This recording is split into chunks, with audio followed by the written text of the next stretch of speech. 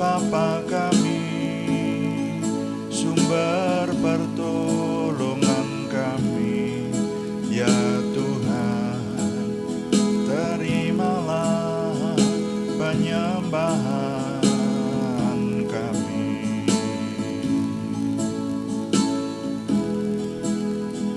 Pengharapanku hanya Yesus saja, yang mati atas Golgota. Dia gembala jiwaku yang sungguh, Yesus harapan jiwaku. Yesus harapan jiwaku. Yesus pelepas dosaku. Ya ampun, selamat dan kemenanganku. Yesus, Dia harapanku. Yesus, Dia harapanku.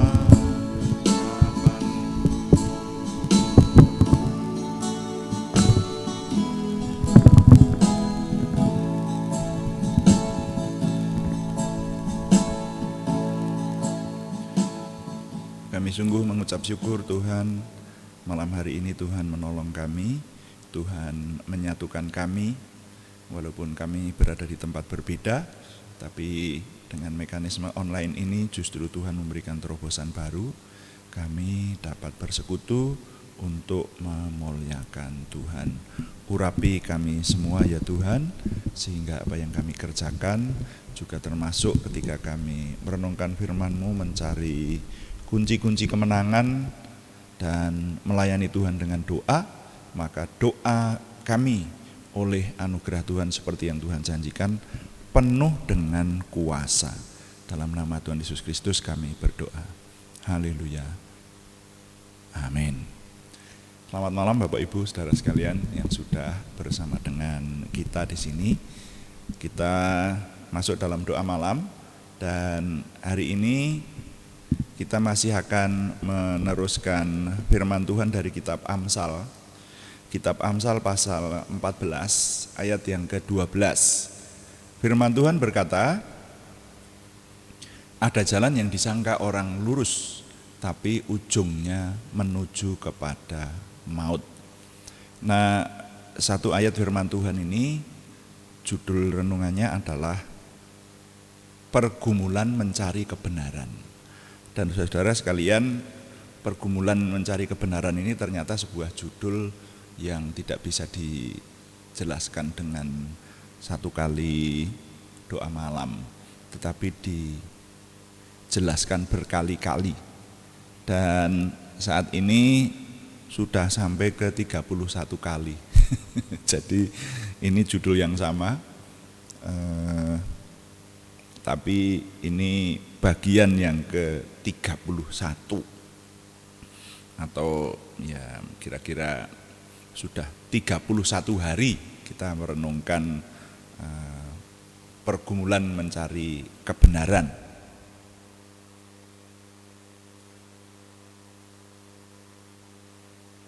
Pergumulan ini dipicu oleh firman yang mengingatkan kepada kita ini, yaitu bahwa ada jalan yang disangka orang lurus, tapi ujungnya menuju maut. Nah, mari kita renungkan supaya kita ini jangan sampai berada di jalan yang sesat. Karena apa? Karena beranjak dari pemikiran yang sudah kita gumulkan di beberapa seri atau beberapa bagian yang lalu, bahwa di dunia ini ada banyak konsep tentang Tuhan, tentang yang Maha Kuasa, ada banyak konsep tentang keselamatan. Nah, yang mana yang sampai kepada Tuhan yang benar itu? Nah, itu harus kita renungkan dengan sungguh-sungguh, dan kita sudah mengambil sebuah kesimpulan untuk merenungkan keimanan Kristiani. Ya, yang keimanan-keimanan yang lain itu kita kesampingkan karena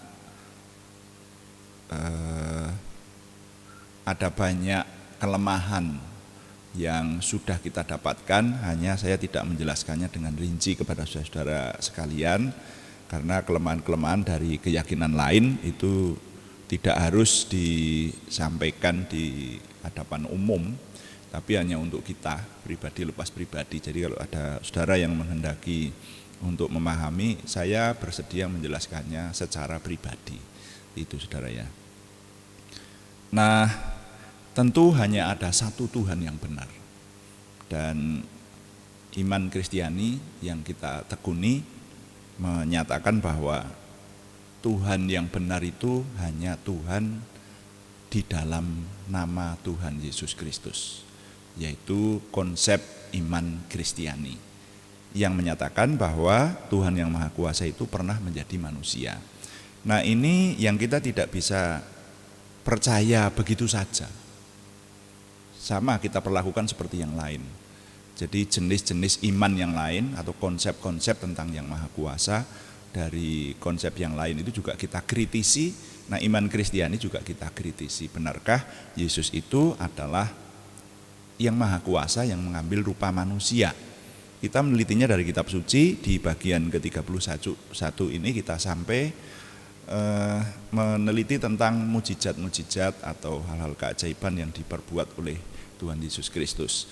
Dan mujizat yang diperbuat oleh Tuhan Yesus Kristus itu ternyata ada banyak. Sekarang kita sampai di Matius pasal 14, kita akan membaca ada sebuah mujizat yang diperbuat oleh Tuhan Yesus Kristus yang juga tidak bisa ditiru oleh nabi lain. Tidak pernah saya dengar ini diperbuat oleh tokoh yang dianggap sebagai nabi di lain keyakinan. Ya. Nah, saya baca dulu, mari kita baca dulu Matius pasal 14 ayat 13. Tuhan Yesus berbuat apa di situ yang membuktikan, menambah bukti maksud saya, bahwa dia adalah Tuhan yang mengambil rupa manusia. Matius pasal 14 ayat 13 firman Tuhan berkata, setelah Yesus mendengar berita itu, menyingkirlah ia dari situ dan hendak mengasingkan diri dengan perahu ke tempat yang sunyi. Tetapi orang banyak mendengarnya dan mengikuti dia dengan mengambil jalan darat dari kota-kota mereka. Ketika Yesus mendarat, ia melihat orang banyak yang besar jumlahnya. Maka tergeraklah hatinya oleh belas kasihan kepada mereka dan ia menyembuhkan mereka yang sakit.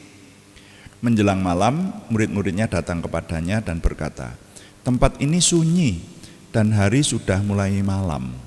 Suruhlah orang banyak itu pergi supaya mereka dapat membeli makanan di desa-desa. Tetapi Yesus berkata kepada mereka, tidak perlu mereka pergi. Kamu harus memberi mereka makan. Jawab mereka, yang ada pada kami di sini hanya 5 roti dan 2 ikan. Yesus berkata, bawalah kemari kepadaku. Lalu disuruhnya orang banyak itu duduk di rumput, dan setelah diambilnya 5 roti dan 2 ikan itu, Yesus menengadah ke langit dan mengucap berkat, lalu memecah-mecahkan roti itu dan memberikannya kepada murid-muridnya, lalu murid-muridnya membagi-bagikan kepada orang banyak. Dan mereka semuanya makan sampai kenyang. Kemudian orang mengumpulkan potongan-potongan roti yang sisa, 12 bakul penuh. 12 bakul penuh. Yang ikut makan kira-kira 5.000 laki-laki, tidak termasuk perempuan dan anak-anak. Nah, sampai di situ pembacaan saya. Saudara-saudara sekalian, ini mujizat yang diperbuat Tuhan Yesus selain kesembuhan, saudara ya. Jadi yang sudah kita pelajari yang banyak itu Tuhan berbuat kesembuhan, menyembuhkan orang banyak. Tapi sekali lagi, mari kita mengingat bahwa semua perbuatan mujizat yang dilakukan oleh Tuhan Yesus itu sifatnya ilahi. Yang saya maksud sifatnya ilahi itu adalah perbuatan mujizat yang tidak untuk pameran. apakah ada pameran? Saya lupa apakah di salah satu bagian sudah sempat saya sebutkan ya. Saya tahu betul belasan tahun yang lalu, ya belasan tahun yang lalu di daerah Ungaran ada seorang paranormal besar, ya. Namanya menyebut diri Prof BS, saya sebut aja begitu. Nah, Prof BS ini sampai saya waktu itu juga ikut kagum karena dia sering membuat mukjizat dan bahkan mukjizat-mukjizat yang tidak masuk akal, bahkan ada videonya. Dulu saya punya videonya, ya. Sekarang enggak tahu, zaman dulu itu video itu ada di ada di lempengan-lempengan flash disk ya. Sekarang flash disk ya, kalau dulu itu ya di piringan-piringan kecil ya, enggak terawat. Tapi saya punya videonya. Itu setiap tanggal 1 Suro itu berbuat mukjizat. Jadi ada sebuah tali, di video itu saya lihat, lalu tali itu diberi mantra. Nah, kemudian tali itu disuruh memotong dengan pedang oleh penonton, tali itu tidak putus. Nah, pedang itu untuk memotong kayu yang lain putus, saudara ya. Tapi tali yang sudah diberi mantra itu tidak putus. Bahkan nanti demonstrasi kuasa, demonstrasi kekuatan berikutnya dari Prof BS itu orang disuruh memegang tali itu, ya sekitar 5 orang memegang tali itu, dan pedang yang sama, ada pedang yang tajam yang dipakai untuk memotong-motong kayu itu bisa, itu disuruh untuk membacok orang yang menyentuh tali itu, dan ternyata orangnya tidak luka, saudara. Nah, bahkan dikisahkan selanjutnya bahwa setiap tanggal 1 Suro itu orang ini, paranormal yang cukup terkenal ini, membuat mukjizat dalam tanda petik dengan dia minta dikafani kemudian dikubur. Nah, sementara dia dikubur ternyata dia sudah berada di tengah-tengah penonton kembali. Jadi tanpa disadari, tidak tahu apa yang dikubur itu, tapi dia sudah berada di tengah penonton kembali. Entah itu sulapan atau enggak, tapi mukjizat yang diperbuat itu untuk mendemonstrasikan sebuah kemampuan, nah, supaya orang lain tahu bahwa beliau punya kekuatan seperti itu. Nah, tapi kalau Tuhan Yesus tidak begitu. Tuhan Yesus itu membuat mukjizat, mukjizatnya itu selalu untuk menolong umat, untuk membangun dunia ini. Makanya saya sebut sifatnya ilahi. Itu sebabnya di banyak bagian dari Injil itu Tuhan Yesus berkata, jangan berkata kepada orang-orang apa yang telah kamu lihat. Nah, itu saya menafsirkannya, maksudnya rupanya setelah saya tahu pengalaman pada zaman sekarang seperti saya kisahkan tadi, supaya orang tidak mengatakan bahwa kuasanya itu memang untuk pameran seperti itu. Walaupun nanti juga Tuhan Yesus itu masih dicemooh yang lain, ya, berbuat mukjizat. Tuhan Yesus melakukan apapun, musuh-musuh Tuhan Yesus bahkan sampai hari ini itu mencemooh, ya silahkan aja. Tapi saya sebagai murid Tuhan Yesus menyatakan, oh ternyata Tuhan Yesus itu apa yang diperbuat yang merupakan mukjizat itu sifatnya ilahi. Nah, saudara sekalian, yang membuat saya ayem dan cukup bersukacita karena saya mendengar bahwa sebetulnya dia sendiri tidak menyebut profesor, tapi prof. Nah, prof itu ternyata itu singkatan dari profesional. Jadi seperti itu loh, merekayasa sebuah istilah, ya.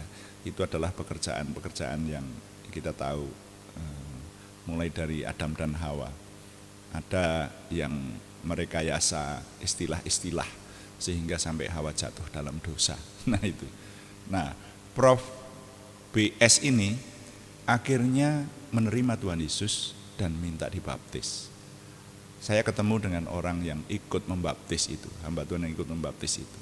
Dan sejak itu orang ini usianya sudah lebih dari 70 tahun, 70 atau menjelang 80 gitu, dan masih menjadi pelatih renang di dinas kemiliteran.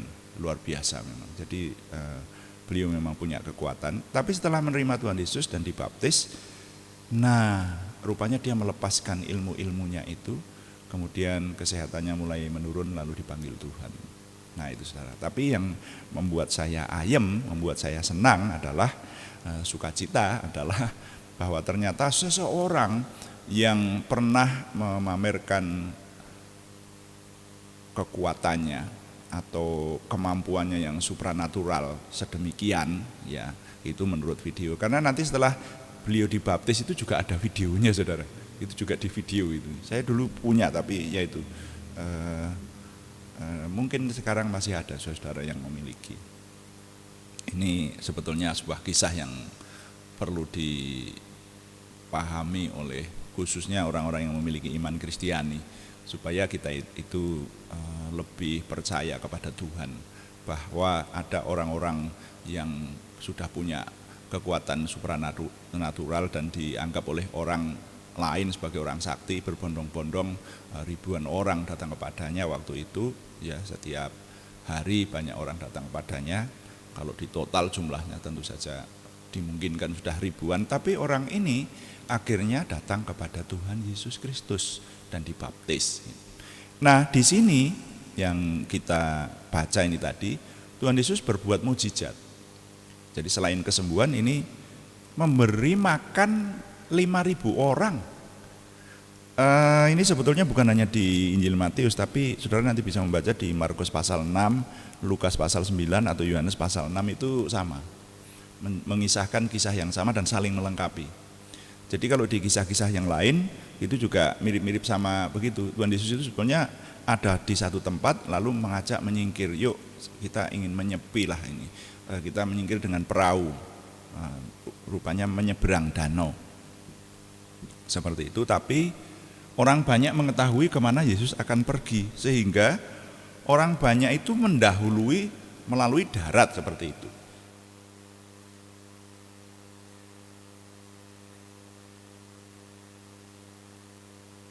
Jadi ketika Yesus mendarat di seberang danau, itu orang banyak malah sudah lebih dahulu sampai di sana.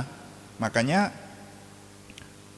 wah, kalau di bagian yang lain dikisahkan Tuhan Yesus kemudian mengajar dan menyembuhkan banyak orang sampai seharian penuh, sampai sore hari menjelang malam, sampai mereka semuanya lupa makan. Sampai di sini saya merenungkan ada nilai-nilai lebih yang saya renungkan itu. Yang pertama adalah yang saya renungkan, suara Tuhan Yesus itu luar biasa. Orang banyak ingin mendengar suaranya, mendengar khotbahnya. Dan yang mendengarkan itu 5.000 orang, laki-laki, belum terhitung wanita dan anak-anak. Saudara bisa membayangkan kalau zaman sekarang 5.000 orang berkumpul di alun-alun itu, kalau ada orang yang berkhotbah tanpa pengeras suara, orang lain tidak dengar.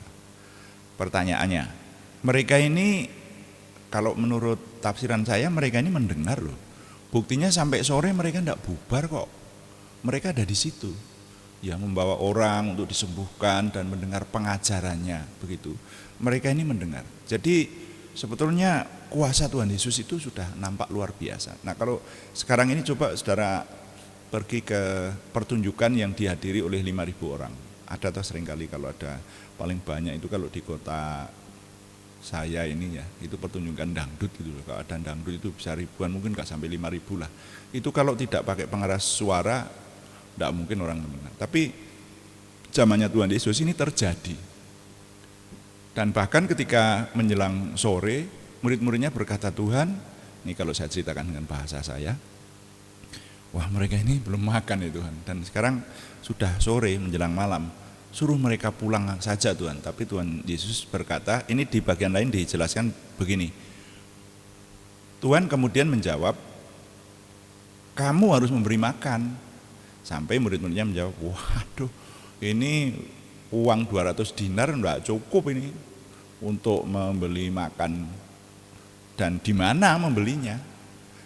Dalam waktu singkat seperti ini untuk 5.000 orang laki-laki kira-kira, kalau ditambah dengan perempuan dan anak-anak lebih toh itu.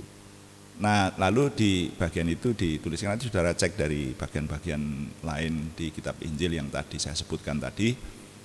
Tuhan Yesus sebetulnya mencobai mereka karena Tuhan Yesus tahu apa yang harus diperbuat.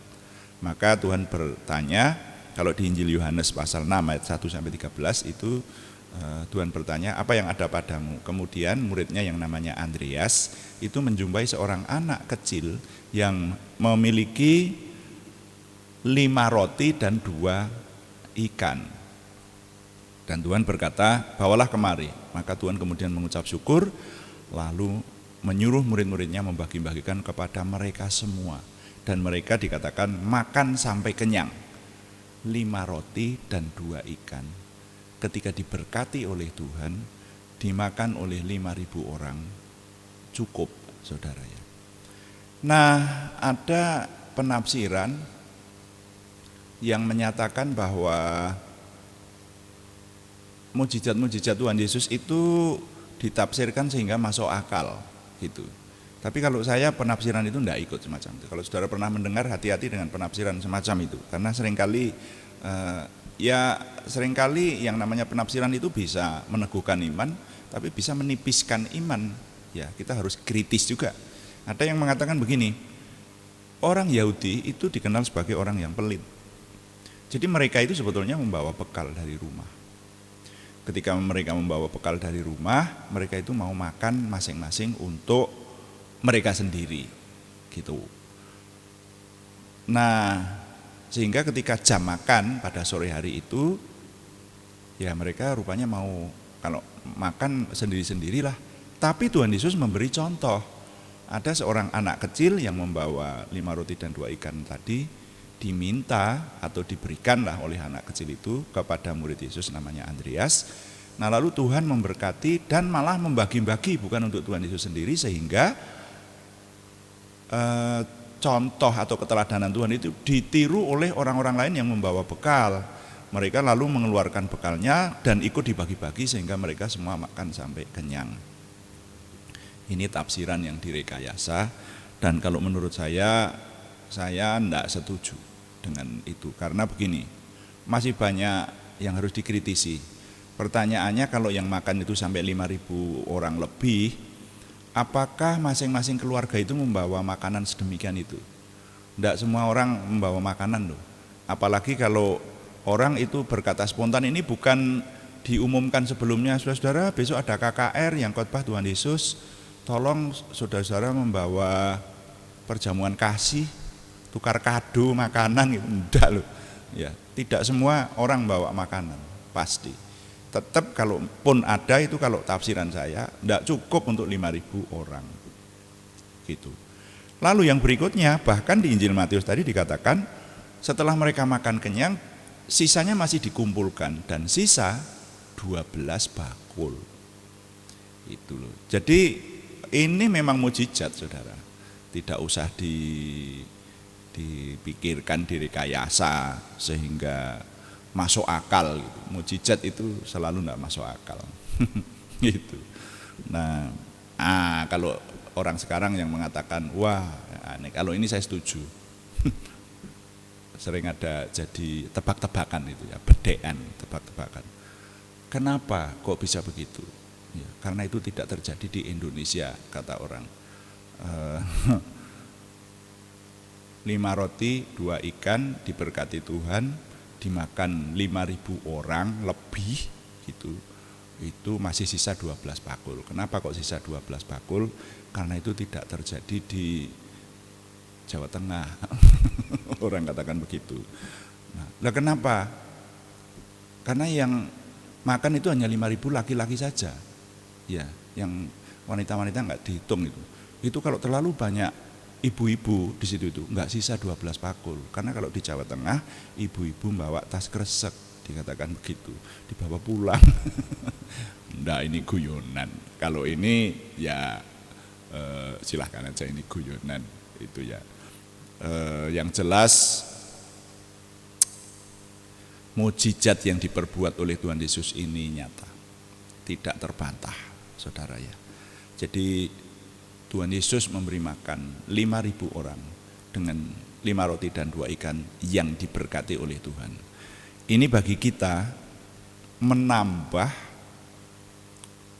sebuah keyakinan bahwa mujizat ilahi yang diperbuat oleh Tuhan Yesus itu menunjukkan dia bukan manusia biasa.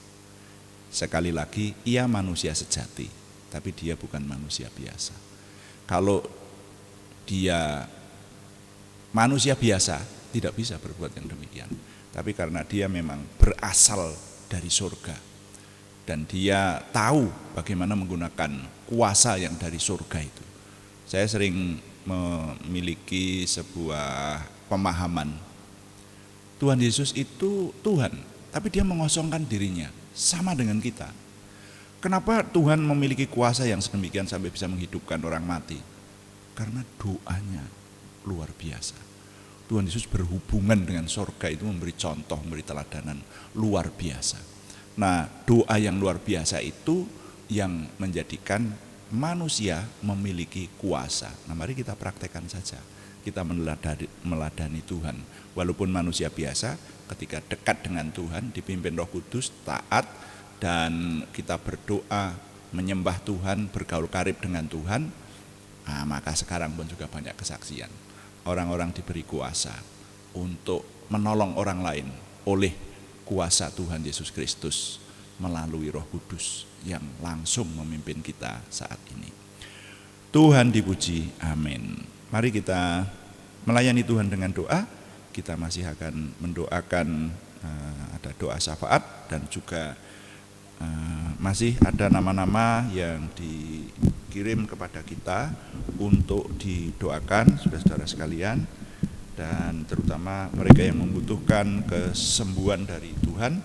Mari kita doakan, katakan, pengharapanku hanya Yesus saja, dan kita akan melayani Tuhan dengan doa. Haleluya.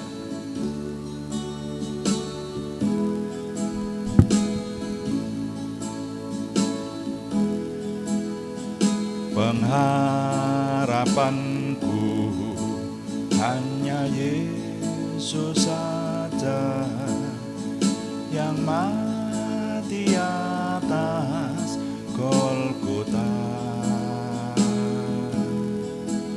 Dia gembala jiwaku yang sungguh, Yesus Dia harapanku. Yesus harapan jiwaku, Yesus pelepas dosaku. Dia pohon selamat dan kemenanganku, Yesus Dia harapanku, Yesus Dia harapanku.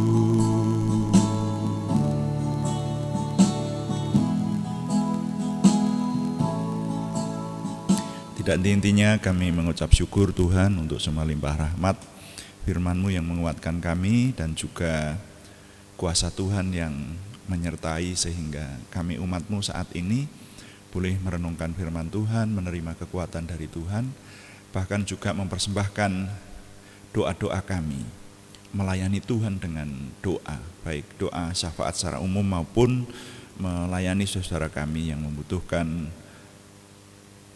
jawaban doa dari Tuhan. Karena itu kami menyerahkan situasi khusus yang masih dirasakan oleh seluruh dunia. Kami berdoa Tuhan memberikan pemulihan kepada kami, khususnya juga di tengah bangsa dan negara kami. Kami juga tidak lupa berdoa untuk Tuhan memberikan keselamatan kepada banyak orang yang dilakukan oleh anak-anak-Mu, hamba-hamba-Mu yang melayani, sehingga kabar keselamatan menyelamatkan banyak orang, dan juga meneguhkan iman banyak orang yang mendengar firman Tuhan. Biarlah sore hari ini ketika kami merenungkan firman-Mu, maka kami memiliki keyakinan lebih lagi bahwa manusia yang namanya Yesus Kristus, Tuhan kami itu adalah Tuhan yang mengambil rupa manusia, yang dengan tanda-tandanya yang ajaib, perbuatannya dan karyanya menunjukkan bahwa tidak ada juru selamat lain, tidak ada konsep tentang yang maha kuasa yang benar yang kami percaya selain dalam nama Tuhan Yesus Kristus. Terima kasih. Kami mengucap syukur untuk semua yang Tuhan anugerahkan, dan sekarang kami berseru kepada Tuhan untuk nama-nama yang sudah dikirimkan kepada kami yang membutuhkan kesembuhan dan kesempurnaan pertumbuhan jasmaniah maupun kejiwaan dari saudara kami. Kami berseru dalam nama Tuhan Yesus Kristus Yeshua HaMasyiah untuk saudara kami Aryati Wirawan, saudara kami Arni Setiawati, saudara kami Budi Suswanti, saudara kami Yohanes Sutarman, semuanya di Purwodadi, juga untuk saudara kami Endah Rukmadi, saudara kami Anak Alek Geovanu Wibowo, saudara kami Supriyanto, semuanya di Salatiga, saudara kami Siti Rondiah dan saudara kami Cahyani Bagiowati, semuanya di Semarang, juga untuk saudara kami Kristiningsih Joko Widodo di Yogyakarta. Kami mohon Tuhan menjamahkan tangan Tuhan, memberikan kesembuhan. Kami melakukan firman-Mu, kami berseru kepada Tuhan siang malam untuk membawa di dalam doa nama-nama yang sudah kami panjatkan dalam doa ini. Tuhan yang memberikan pertolongan sesuai dengan limpah rahmat-Mu dan kemurahan-Mu yang luar biasa itu. Terima kasih Bapak. Kami juga berdoa untuk pergumulan yang lain selain kesembuhan, yaitu pergumulan dari saudara kami Sri Purwati dan saudara kami Yohana Asri Sabtor ini di Kediri. Tuhan yang menjawab doa mereka ini, memberikan terobosan baru sehingga pertolongan Tuhan nyata buat kami. Kami mengucap syukur Tuhan, setiap hari Tuhan memberikan kepada kami kemampuan untuk bersekutu dengan Tuhan, dan biarlah ini menjadi bekal dalam hidup kami, untuk kami mendidik keluarga kami memiliki rasa takut akan Tuhan. Kami membawa orang-orang lain di sekeliling kami untuk merasakan bahwa Tuhan hadir di setiap persekutuan kami. Dan biarlah orang-orang dibangun dengan apa yang kami dapatkan dari Tuhan ini. Kami mengucap syukur Tuhan menyempurnakan semua yang kami kerjakan oleh kami dan tim di tempat ini, sehingga semakin menuju kepada kesempurnaan Tuhan sendiri. Terima kasih Tuhan, kami setiap hari Tuhan berikan semakin memiliki pengenalan akan Tuhan, semakin memiliki percaya diri, semakin memiliki antusiasme, optimisme, semangat dan bergairah menyambut masa depan kami bersama dengan Tuhan untuk meraih kemenangan dalam kehidupan. Terima kasih Bapak, kami mohon Tuhan yang menyempurnakan doa kami oleh pertolongan dan pimpinan Roh Kudus, karena semuanya kami persembahkan dengan mantap percaya dalam nama Tuhan Yesus Kristus Juru Selamat kami.